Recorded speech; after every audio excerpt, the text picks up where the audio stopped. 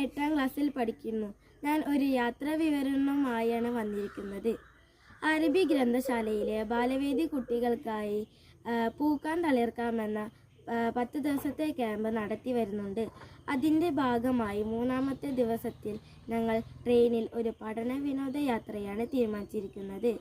രാവിലെ 8:45 തന്നെ ഒരുവിധം എല്ലാവരും ചേർന്നു. 40 കുട്ടികളുണ്ടായിരുന്നു.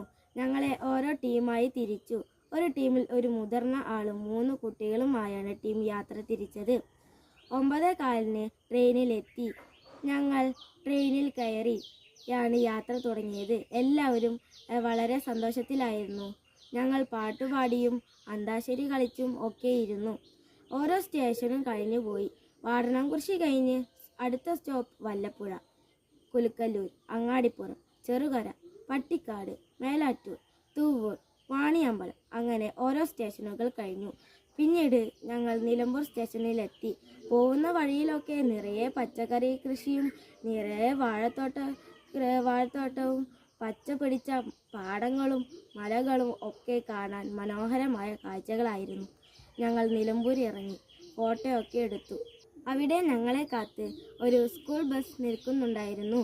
ഞങ്ങൾ അതിൽ കയറി കൊളോനി എക്കോ ടൂറിസം സെൻ്ററിലെത്തി. അപ്പോഴേക്കും സമയം 11:30 ആയി. അവിടെ നിന്നും ഞങ്ങൾ സ്നാക്സ് ഒക്കെ കഴിച്ച് വിശപ്പ് മാറ്റി ഞങ്ങൾ നടക്കാൻ തുടങ്ങി. തേക്കിൻകാട്ടിന് നടുവിലൂടെയുള്ള വഴിയിലൂടെ കുറേ ദൂരം നടന്നു പോകുന്ന വഴിയിലൂടെ പഴയ കെട്ടിടങ്ങളൊക്കെ ഉണ്ടായിരുന്നു.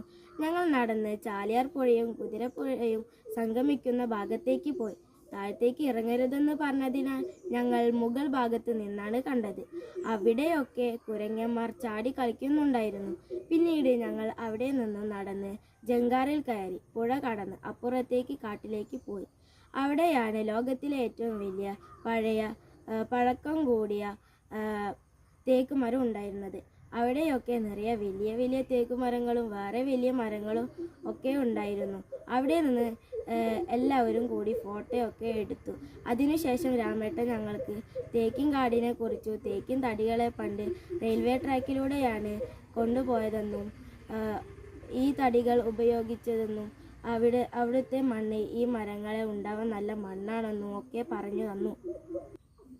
അതിനിടയ്ക്ക് തങ്കമഴത്തിയുടെ റെയിൽവേ ട്രാക്കിലൂടെ പോകുന്ന കമ്പിയെ പറ്റി 2 വരി പാട്ട് പാടി തന്നു. അതിനുശേഷം വീണ്ടും ഞങ്ങൾ ജങ്കാറിൽ തിരിച്ചു വന്നു. വീണ്ടും നടന്ന് ബസ്സിലെത്തി. എല്ലാവരും ബസ്സിൽ കയറി. ഞങ്ങൾ തേക്ക് മ്യൂസിയത്തിലേക്ക് എത്തി. അവിടെ നിന്ന് കഴിക്കാമെന്ന് കരുതി. പക്ഷേ അവിടെ ഭക്ഷണം കഴിക്കാൻ പാടില്ല എന്ന് പറഞ്ഞു. അതുകൊണ്ട് ഞങ്ങൾ അവിടെ അടുത്തുണ്ടായിരുന്ന മിനി സിവിൽ സ്റ്റേഷനിലെത്തി. ഞങ്ങൾ കയ്യിലുണ്ടായിരുന്ന ഭക്ഷണം കഴിച്ചു. സമയം 1:30 കഴിഞ്ഞിരുന്നു.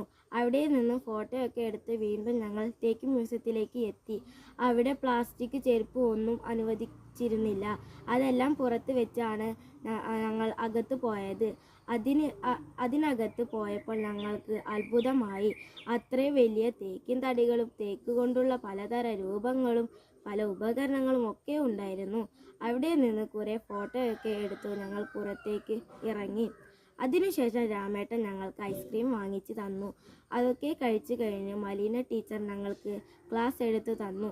നിങ്ങൾ കണ്ട കാഴ്ചയെ പറ്റി ഒരു ചിത്രം വരയ്ക്കാൻ പറഞ്ഞു. ചിലരൊക്കെ പെട്ടെന്ന് വരച്ചു. സമയമില്ലാത്തതിനാൽ പിന്നീട് വരച്ചാൽ മതി എന്ന് പറഞ്ഞ് ബാഗൊക്കെ എടുത്ത് വേഗം ബസ്സിലേക്ക് നടന്നു. ബസ്സിൽ വീണ്ടും നിലമ്പൂർ റെയിൽവേ സ്റ്റേഷനിലെത്തി. 4:30-ക്ക് ട്രെയിൻ പോവുമെന്ന് പറഞ്ഞ് ഞങ്ങൾ വേഗം ട്രെയിനിൽ കയറി.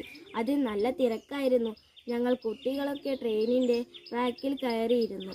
നിലമ്പൂരിൽ നിന്ന് ഓരോ സ്റ്റേഷനും കഴിഞ്ഞു പോയി. ഞങ്ങൾ 5:30-ക്ക് വാടനാംകുറിശി റെയിൽവേ ഗേറ്റിലെത്തി. അവിടെ ഞങ്ങളെ കാത്ത് ഞങ്ങളുടെ അച്ഛനമ്മമാർ നിൽക്കുന്നുണ്ടായിരുന്നു. ഞങ്ങൾ അവിടെ നിന്ന് വീട്ടിലേക്ക് തിരിച്ചു വന്നു.